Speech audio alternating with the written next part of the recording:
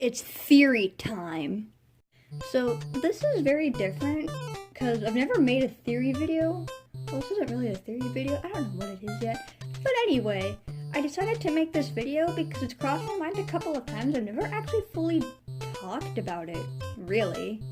And that is about Five Nights at Candy's, specifically Five Nights at Candy's 1 and 3, and the character Rat.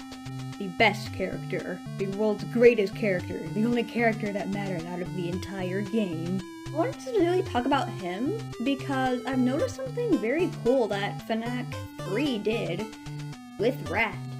Now, throughout the game, you play as Marilyn Schmidt, this 11-year-old girl. She has trauma, she can't handle anything really that well. It's all because of what she witnessed one day. I should probably talk about that, but I might just do that at the end of the video. Anyway, throughout the game, you have to fight off Monster Cat, Monster Rat, and Monster Vinny. We're not talking about Rat, because he's the best. Anyway, Rat is special because he appears the most in all the games, which is really cool. Sorry if you hear like some clanks or something. That's this new collar that I got that I'm wearing right now. And it's got like a bunch of chains on it, so... Now where was I? Ah, yes, Rat. He appears a lot.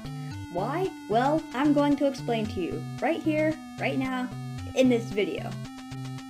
So, basically, he first appeared in Five Nights at Candy's 1, where you can't really tell if he's there until you get jump scared by him. Which kind of sucks for some people, because you don't expect him, he just pops into your screen. The reason you don't see him is because he's hiding on the camera. Not unless you look hard enough at the monitors will you sometimes spot him in areas, but most of the time he's in the dark, and since he doesn't have eyes, unless they're pure black, no, he doesn't have eyes, which means it makes it very hard to spot him or tell when he's at your door. So the animatronics have glowing eyes, so you can see them. Now, also, we're gonna go to Five Nights at Candy's 3, which is the end of the series. In Five Nights at Candy's 3, if you do certain things in some of the mini games like Cindy's Garden or Fishing with Candy or Candy's Adventure, I think that's what it's called, you will unlock these black and white mini games that are in a totally different style from the rest of the other mini games.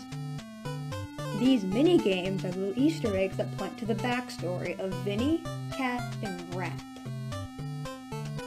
Now, in two mini games in particular, they are the ones I wanted to talk about because they are really interesting and they're pretty well tied with the rest of the game.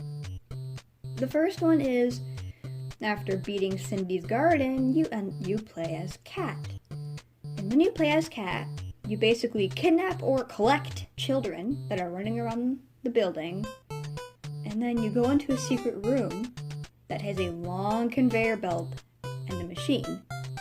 You give them to Rat, who puts them on the belt, and when they come out onto the machine, they appear as animatronics, specifically the ones that appear in Five Nights at Candy's 1. Candy, Cindy, Blank.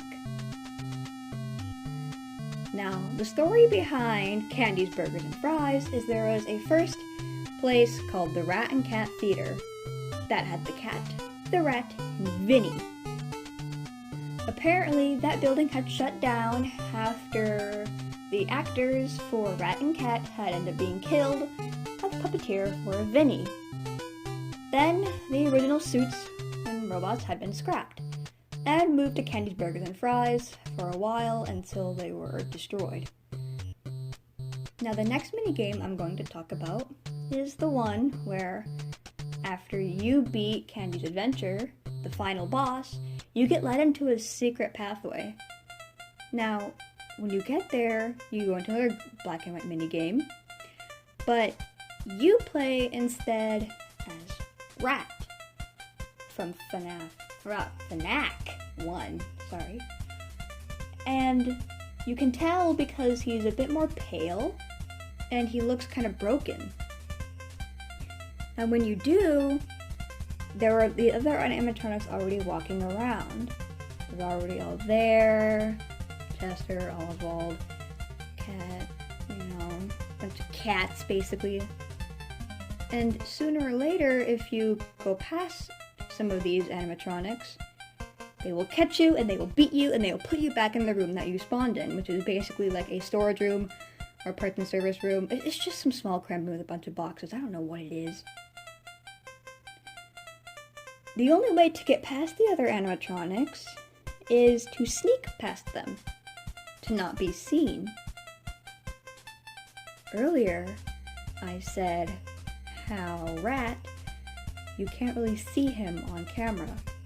And he's the only one to appear in Five Nights at Candy's 1. Also, in Five Nights at Candy's 1, no animatronics are broken and they are all there. So, these two mini-games from Five Nights at Candy's 3 lock in with the first game. Also, more proof of this is in the first game. After some nights, you get a video feed. The video feed shows a large room, and in the room, there is a conveyor belt with a machine. And sometimes on that video feed, you see Old Candy, Cindy, and Blank all sitting on the conveyor belt, slowly standing up, one by one, turning on. So, what I can conclude from this is that Rat and Cat, a long time ago, created these animatronics in order to cover up what had happened and hopefully remove the whole mess. However, I don't want to get too far into how Vinny and Cat play into this. I want to save that for another video. So I guess I'll end off on the note that this game has some really cool lore, and if you haven't checked it out, please do. Sadly, game theory, a lot of other people haven't really played or fully explored the game, which sucks because it's such an underrated FNAF fan game. It's really, really good. I'm gonna make more videos on it. It is my favorite. I think the next video I'm going to do on this game is probably on how Cat ties into this, and then after that I want to do Vinny and the Lollipop Boy. My least favorite character only because of his look. So, a goodbye for now. I have to go let my cat out, and I will see you next time.